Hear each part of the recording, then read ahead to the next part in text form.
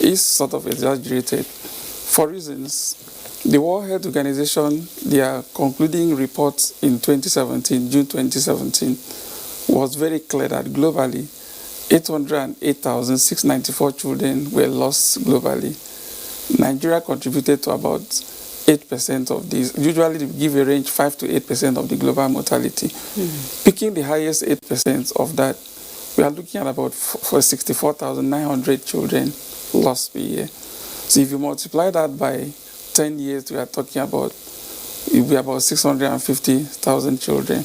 But whatever the situation is, there is a concern, right? There's a serious concern. Okay, so what response structure should Nigeria put in place, or what do we have in place to address this?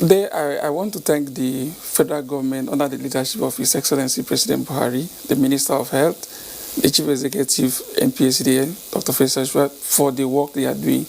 We have three-pronged approach to address this. Okay. One is prevention, two, protection, and then three, treatment. For the prevention, we have PCV vaccine being given to our children under one free. Free? Every eligible child, every child born is given free, 3 doses. Even at the rural areas? Yes, even at the rural areas is provided free. Okay. You know, if you look at the causes of the pneumonia itself, we have bacterial one, we have the viral, and then the fungal and other organisms. Now, for the bacterial one, the greatest cause of it, the commonest cause of it is Streptococcus pneumonia. And that is what PCV addresses. The second commonest bacterial cause is the Streptococcus, the Haemophilus influenza type B. This is also included in another vaccines we give to our children, pentavalent vaccine, which is also given free. What will be your last word on this matter? My last word on this matter is, please, parents, caregivers, take your children for vaccination. Provide for them a good environment, well-ventilated homes, good environment, clean environment to prevent airborne spread and so on. Take your children to hospital for delivery so that the ones that are transferred, the pneumonia that can be caused during birth or immediately after birth can also be stopped. And then good nutrition. Breastfeeding is very good because once a child is very healthy, it gives the child immunity to fight any disease and the outcomes will be less. And then for our doctors, clinicians, people at the health facility, if a child comes with pneumonia, we give them maximum attention and treat them because if they are treated, the mortality will further be reduced. Thank you very much, Mr. Dr. Basio from the Primary Healthcare Development Agency. Thank you. We really appreciate you being part of Nationwide today. Thank you. And it's now time for a break. Up ahead, update on Nigeria's performance at the ongoing para weightlifting World Cup. This year, the weather conditions Harmattan in Nigeria is harsh, with temperature dropping very low in some parts of the country. Many underprivileged children are exposed to these harsh weather conditions, putting them at risk to all sorts of respiratory infections with devastating consequences. We request well-meaning Nigerians to kindly donate warm clothing, blankets, beverages, soap, moisturizers, and other essential items for the benefit of these children. Get involved to support displaced and underprivileged children exposed to these harsh weather conditions. Powered by Aisha Buhari Foundation.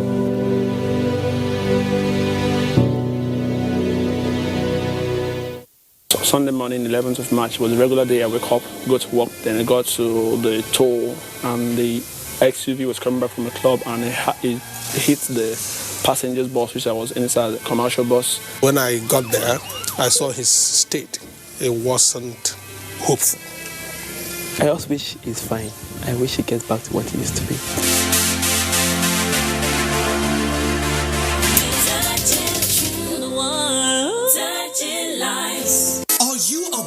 Owner struggling to find your way? Smithan is the answer. The Small and Medium Enterprises Development Agency of Nigeria is here to help you succeed and gives you entrepreneurship training that will make your business grow big. It can create access to finance. Smithan can help you prepare a good feasibility study and link you up with the finance institutions that will fund your business. It can also create access to market through local and international trade fairs, opportunity fairs, and exhibitions. Smithan also organizes programs to identify innovative entrepreneurs and promote their business ideas. Further information, contact us at Plot 35, Port Harcourt Crescent, Area 11, Garaki, Abuja, or visit our website www.smedan.gov.ng or any of our state offices in the 36 states of the Federation. Coming soon in March 2020 in the capital city Abuja, the Ivory 8 Ball, a life-saving fundraising event featuring music and arts in aid of skin cancer patients with albinism. For participation and sponsorship, please call Edidio, Chinwe. This event is supported by the Nigerian Television Authority, NTA TV Enterprises, Federal Radio Corporation of Nigeria, FRCN, and the Albino Foundation. The Ivory 8 Ball for a worthy cause. Watch out. Are you looking for a serene environment where you can relax and feel at home with family and friends? Then search no more, because Liverpool VIP Hotel and Unique Resort is the answer. At Liverpool VIP Hotel and Unique Resort, we have well-furnished standard rooms and suites, 24 hours power supply, advanced security with CCTV cameras everywhere, VIP and bush bar, restaurant with all kinds of African and continental cuisines, assorted drinks, shawarma sports, modern 80-seater conference room. And now, check this out, 30% discount for all rooms and suites for 3 months. Hurry now to Liverpool VIP Hotels and Unique Resort, located at number 4 St. Michael's Crescent, off Tombier Extension, GRA Phase 3, Port Harcourt, River State. For reservation and more information, call 080-6764-0587. Liverpool VIP Hotel and Unique Resort. True hospitality.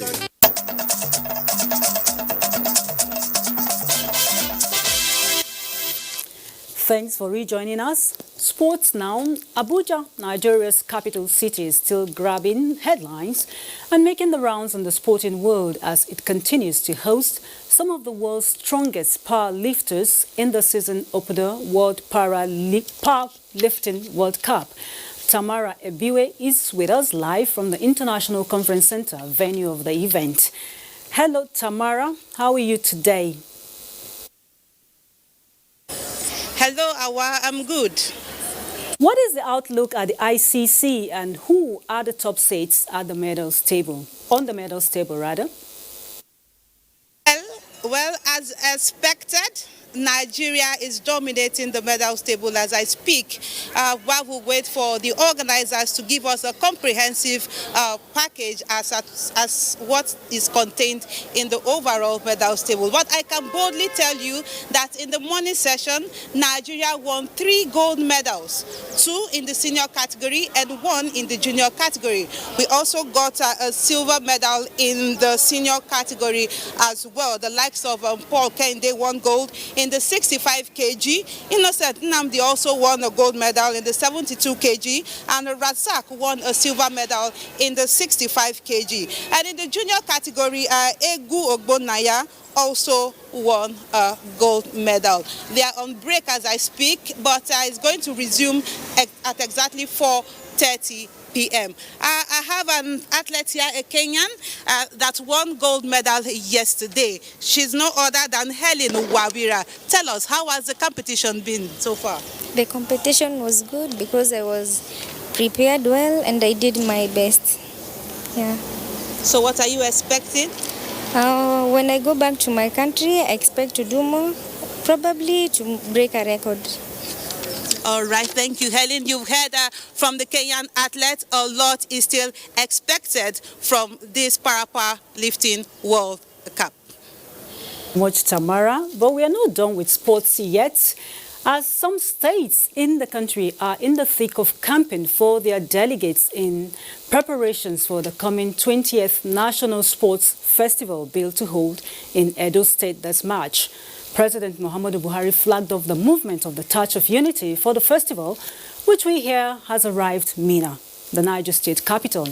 Ayodeji Makinde is now live with us on this for more. Hello, Ayo. Good to see you again, Hawa. How are you doing? Okay. Where are we with regards to the completion of physical infrastructure needed for the Games?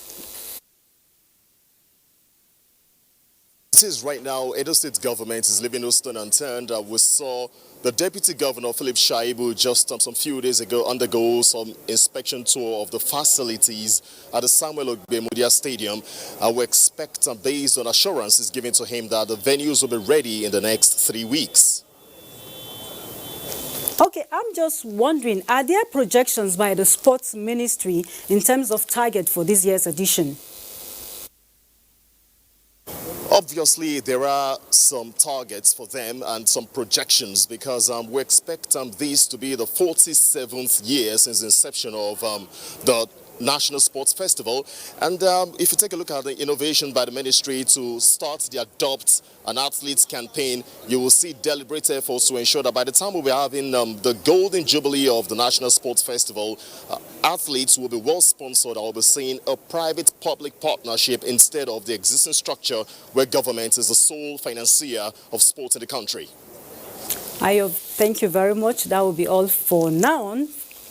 And moving on, the recent unbundling of mass communications in Nigeria's tertiary institutions require robust investments. This was part of the submission by guests on NTA's Current Affairs program, Good Morning Nigeria, while x-raying the strategies to successfully achieving this transition. Butua Mila reports. The era of mass communication as a degree program in Nigerian tertiary institutions has ended after the National Universities Commission (NUC) unbundled the discipline into 7 separate degree programs to meet current market demands. Though many have expressed concerns over the process required for this to succeed, guests on Good Morning Nigeria say the decision is in the best interest of communication students. They, however, insist that issues of funding and content must be addressed by the institutions offering these courses. It is also important to prepare for it. If you do not have equipment, if you don't have a studio, as I know Bayero University is building a lot of things, you need the printing press, you need so many studios for some of these courses that have been unbundled. I think that to a large extent, there's a lot of upgrade that would need to be done by most universities because you need to have at least 3 or 4 departments to run a faculty of this nature. Content, very, very key. And when we're talking of content, it's so diverse. You are in advertising, you are doing developmental journalism, you are doing broadcasting. The space is just there for you to grab. The guest also assured students of availability of jobs after graduation, as these courses will not only cultivate specialists, but will expose them to new opportunities in today's ever-changing world. In fact, it was one of the issues that even drove us to start this unbundling process, that we have also restructured the program in such a way that even without being employed by anybody, a graduate of journalism can on his own employ himself. The whole industry are really in the support of this unbundling, and I'm sure that there's a lot of opportunities for the young graduate to be, employed in the industry. They further added that the curriculum of the 7 separate degrees will be cut across each other, and the institutions will need to develop synergy between practical journalism and theory. In Abuja, Putromila, NTA News. And it would seem that Nigeria has joined the league of countries who can boast of having helped in shaping the new and evolving English language. A testament of that is the big batch of Nigerian words added to the latest edition of the Oxford English Dictionary. They include 29 Nigerian English words and expressions, including words derived from the Hausa and Yoruba languages, as well as a number of unique Nigerian coinages. Professor Adenike Adejobi is a professor of English and linguistics at the University of Ibadan. She joins us live now to speak more on this. Good afternoon to you, Prof. Good afternoon.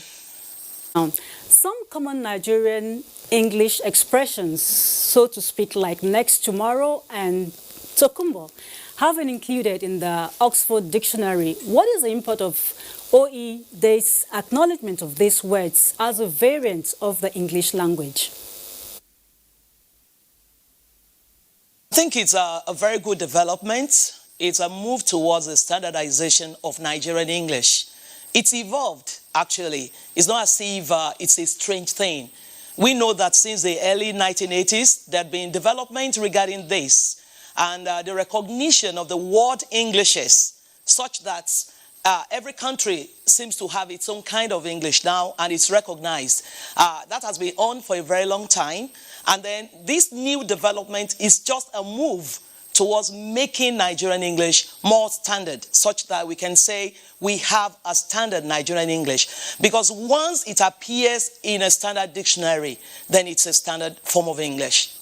How is this development likely to impact on teaching and education in Nigeria? Certainly it will, because now it means we can use those words.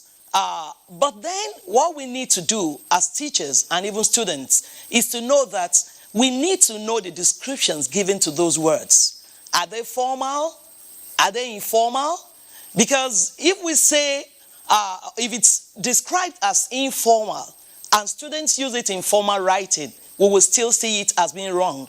Because even standard English has its own formal and informal English. And so in these words, and so what we need is the exposure of students, especially students that are writing WAEC and writing GCE and all these national exams. We need to expose them to the fact that they need to confirm if those words are standard or not standard. If those words are considered formal, then you can use them in formal context. But if they're considered as informal, you cannot use them in formal context. So that means they will still be wrong. For instance, if you use downfall before, if downfall is going to appear in an essay being written by a student writing WAEC, he has to put it in inverted commas. But now he doesn't have to do it anymore. If it's a letter, for instance, to a friend. But if it's an essay that is formal, then he still needs to be conscious of the kind of words that he chooses to use. Thank you very much, Professor. That's actually good news for Nigeria and work in progress, I may say. Thank you very much. And moving on, Hingino in our Lagos Network Center is now joining us with top stories from that zone. Hello, Hingino.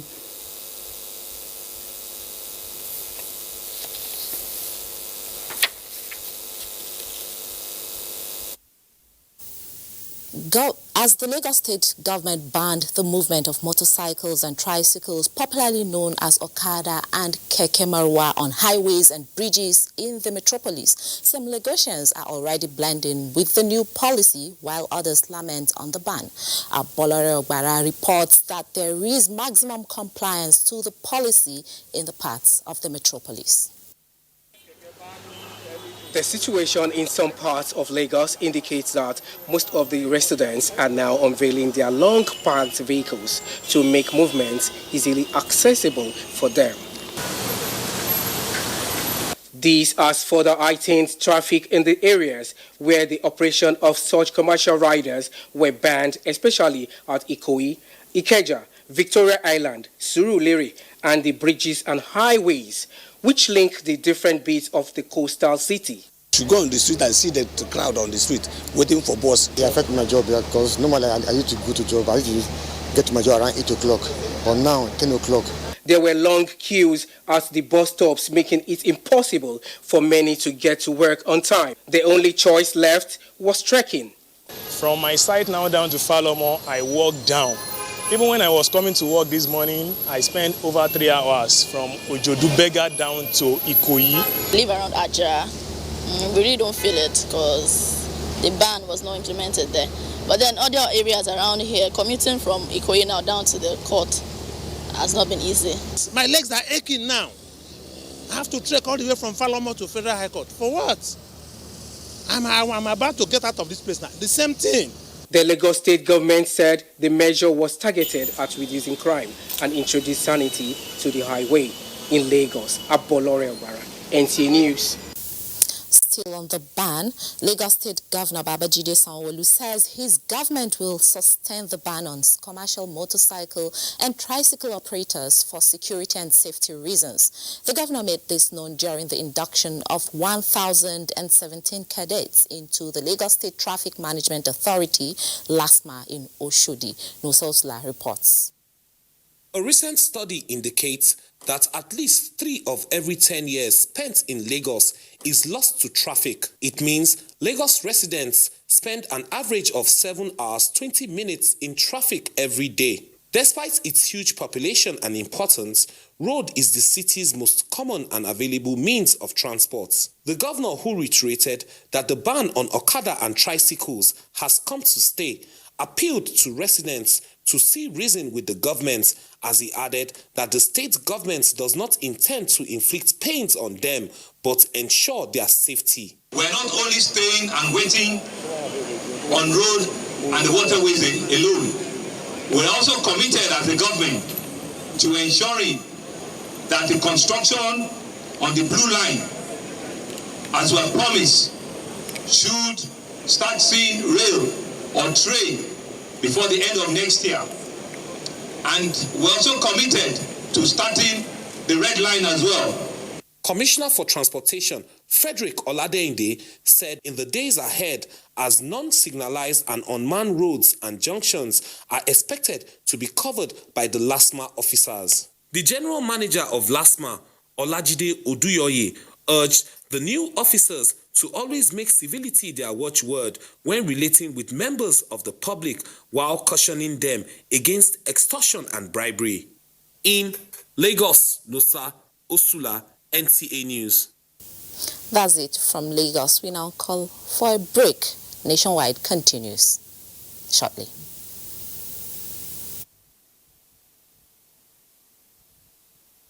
Thank you, Hingino. Before the break, we have some more stories here in Abuja.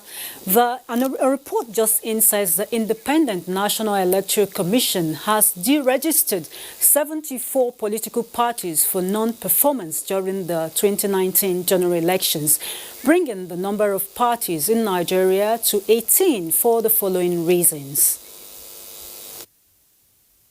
1. Breach of any of the requirements for registration as a political party. 2. Failure to win at least 25% of the votes cast in one state of the federation in a presidential election, or 25% of the votes cast in one local government area of a state in a governorship election. And 3. Failure to win at least one ward in a chairmanship election, one seat in the National or State Assembly election, or one seat in a councillorship election. Accordingly, 74 political parties are hereby deregistered. Accordingly, the Commission has fixed Saturday, 19th September 2020, as the date for the governorship election in Edo State, and Saturday, 10th October 2020 for Ondo State. And from electoral matters to aviation. From Enugu State, we hear that residents, especially air traffic passengers, have begun a countdown to the reopening of the Akanu Ibiam International Airport.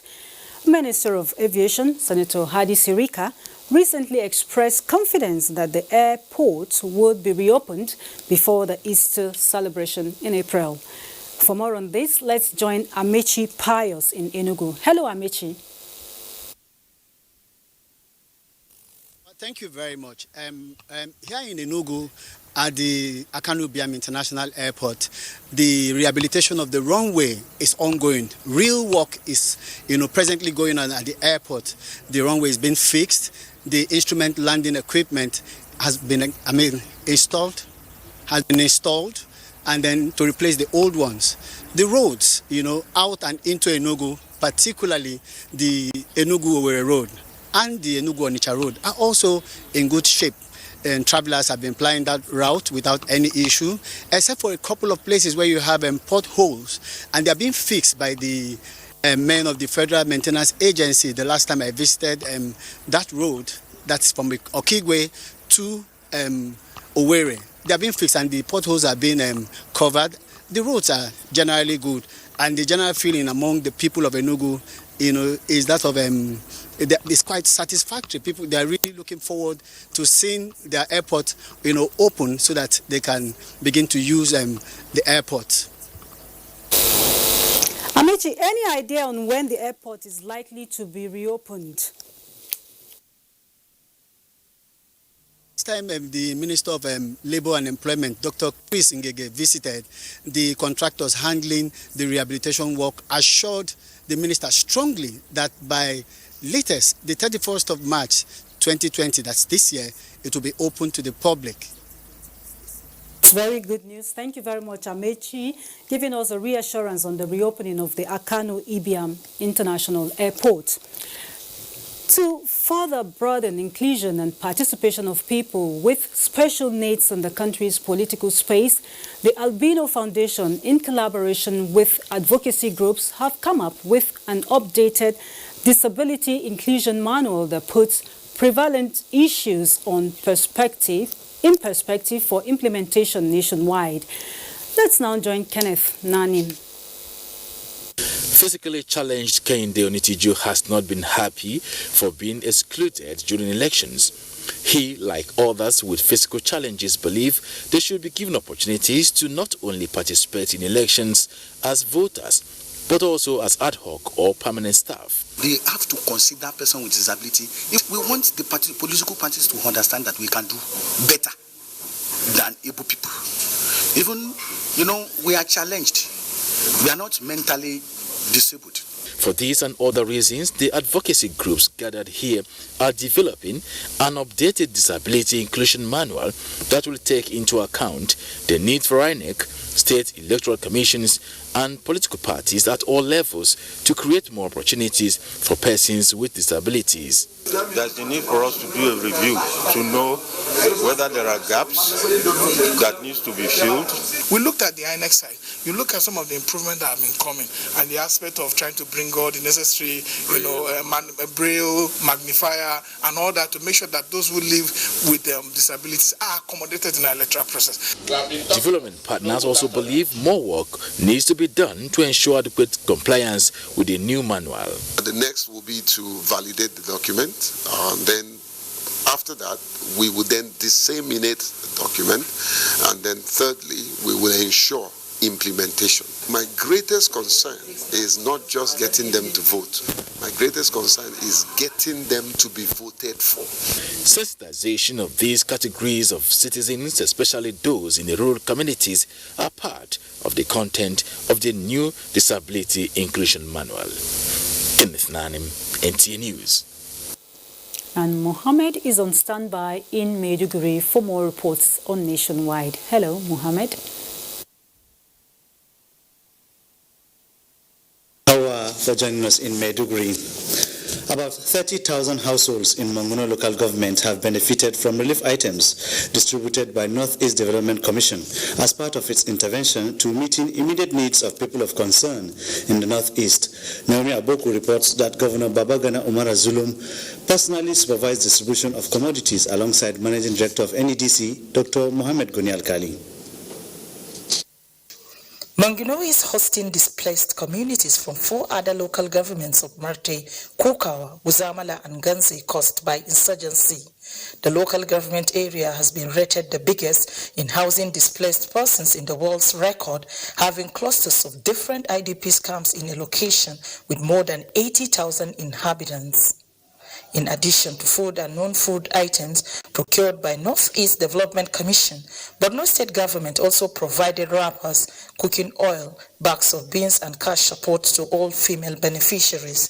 NEDC Managing Director Dr. Muhammad Goni Alkali and Governor Babagana Omar Zulum presented the items and coupons to the communities, assuring them of more support. They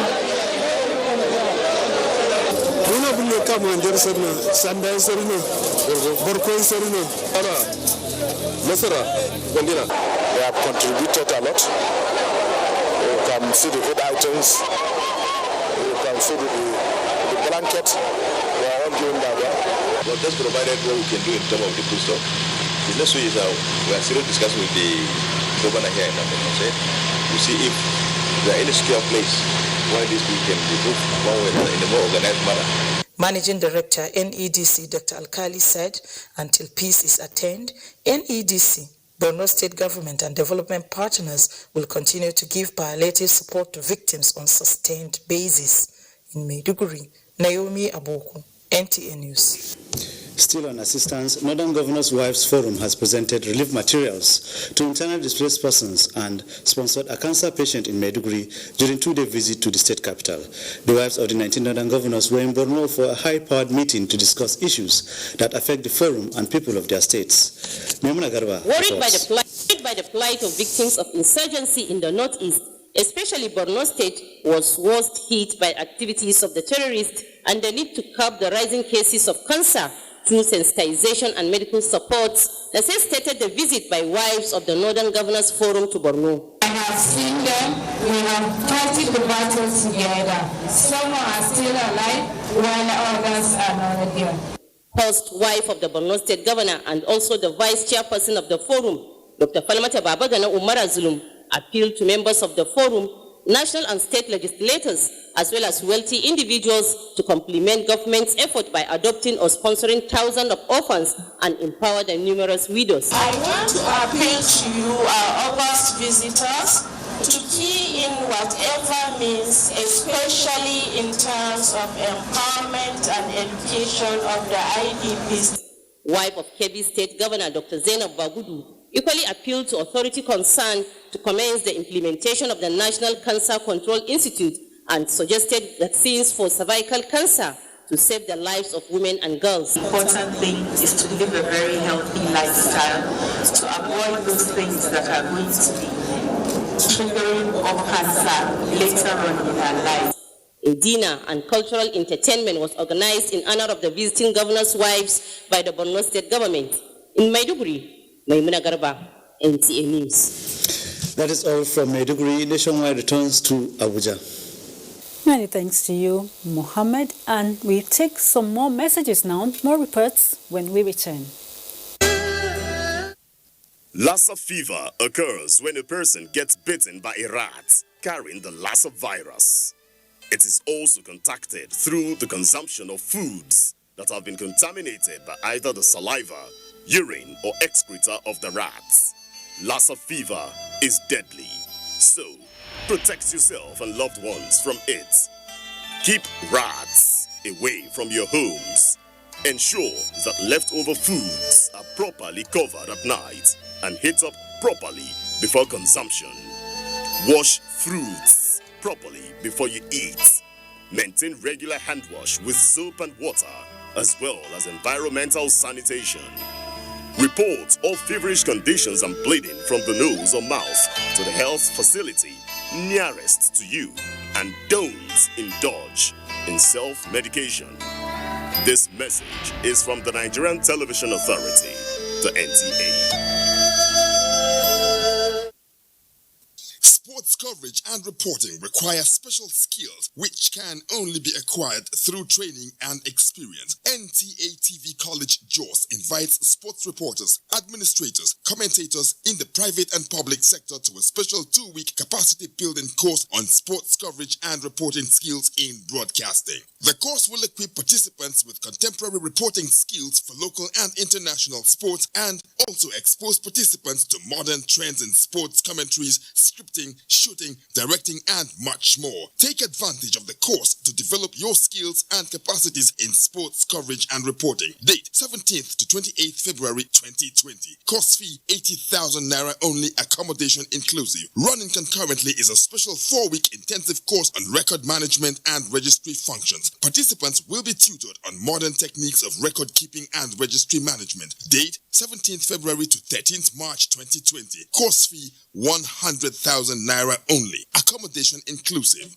Venue of both courses is the serene and secure environment of NTA TV College near Old Government House, Rayfield, Jos.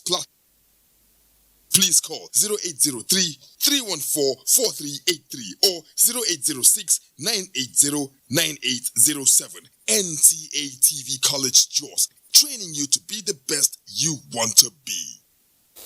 And Jenny in our Port Harcourt Network studios is next on our lineup. Hello, Jenny. Thank you, Hawa. Good evening and welcome to Port Harcourt. A one-day attitudinal reorientation program for students of tertiary institutions in South Nigeria has held at the University of Port Harcourt. The event, put together by the National Orientation Agency (NOA), is propelled by the huge burden of social vices prevalent in the nation's tertiary institutions. Emmanuel Lene reports. The program, titled Campus Focus, seeks to address such vices as cultism, exam malpractices, drug abuse, trafficking, sexual harassment, sex for grades, cybercrime, suicide, which are prevalent in the nation's tertiary institutions. To the National Orientation Agency, the sensitization program is conceived to reorientate the present mindset of Nigerians for the challenges of governance and development of Project Nigeria. The emphasis on tertiary institutions is supported by the fact that the youth contribute over 60% of the labor force, which drives the process of governance and social development. Intends to use the Campus Focus platform as a means of reawakening the consciousness of students in tertiary institutions to the cherished national core value. The Dean Students Affairs, University of Port Harcourt, is Dr. Otu Ogbeyang. As a university, we want to pledge support and all other activities that contribute to changing attitudes of our youth. The program provided an opportunity for various agencies of government to speak to the students on issues of security and health. The orientation program is packaged for all the zones of the country. In Port Harcourt, Emmanuel Lene, NTA News. The National Film and Video Censors Board has destroyed unclassified films and videos worth over 100 million naira in Port Harcourt. Executive Director MFVCB Alhaji Adedayo Thomas says the exercise is aimed at sanitizing the Nigerian movie market. Yanikume Ololo report. The films destroyed include Nigeria and foreign movies which contained pornographic, obnoxious, unqualified and uncensored works. Executive Director, National Film and Video Censors Board, Alhaji Adedayo Thomas, said a key objective of the board is the continuous improvement and respect for enforcement of intellectual property and ownership rights in the film industry. We've arrested big names who are into the unwholesome, uncensored and unclassified works. We are on the mission of burning confiscated pornographic films, uncensored and unclassified works. Adedayo, who had called on the management of NTA Port Harcourt to solicit publicity for their activities, was lauded for the commitment to sanitize the film industry. You have a lot to do when it comes to your assignment, censors, especially the type of things we watch, the type of things we see. Some Nigerian filmmakers who witnessed the destruction exercise described it as reassuring. In Port Harcourt, Yanukme Ulolo, NTA News. That's it from Port Harcourt. It's now back to you, Hawa, in Abuja. Short journey, and from Port Harcourt, we go straight to Suleiman in Kaduna for more reports. Thank you very much, Hawa, and welcome. Amended charges have been filed in the ongoing prosecution of leader of the proscribed Islamic movement of Nigeria, Sheikh Ibrahim El-Zakzaki, and his wife, Zinat. Majama Adamu reports that this has necessitated further adjournment of case. The report. The case of culpable homicide, criminal conspiracy, and illegal assembly instituted against Sheikh Ibrahim El-Zakzaki and his wife came up for hearing today at the State High Court here in Kaduna. The defendants were, however, not in court. The absence of the defendants on held ground necessitated adjournment of hearing to the 24th of February, as by law the amended charges must be read to them and their pleas taken in person, not by representative, before trial can commence. The amendment by the prosecution was due to inability to apprehend the third and fourth defendants who are at large, and the earlier charges did not reflect this, hence narrowing the scope of the trial to the dawah of El-Zakzaki and his wife in the amended charges. The defendants, the third, fourth defendant, must be they must reflect in the copy of the charge that they are at large. That's what the state has did and filed and served the defense counsel. However, we apply to the court to allow the defendants access to their personal physician. In the meantime, the court presided over by Justice Gideon Kurada has granted the request of the defense counsel to allow the defendant access to their personal physicians. Kaduna, Majama Adamu, NTA News. With that report is back to you, Hawa, for more on the Nationwide. Good afternoon. Thank you very much, Suleiman. And that's Nationwide today. We thank you for being part of it. Join us for more reports on the network service. Good evening.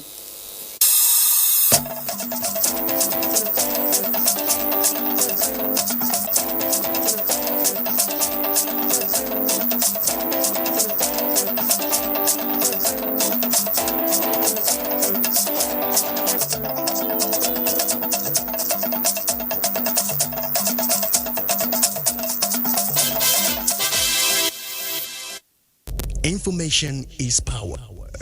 Everyone wants power. So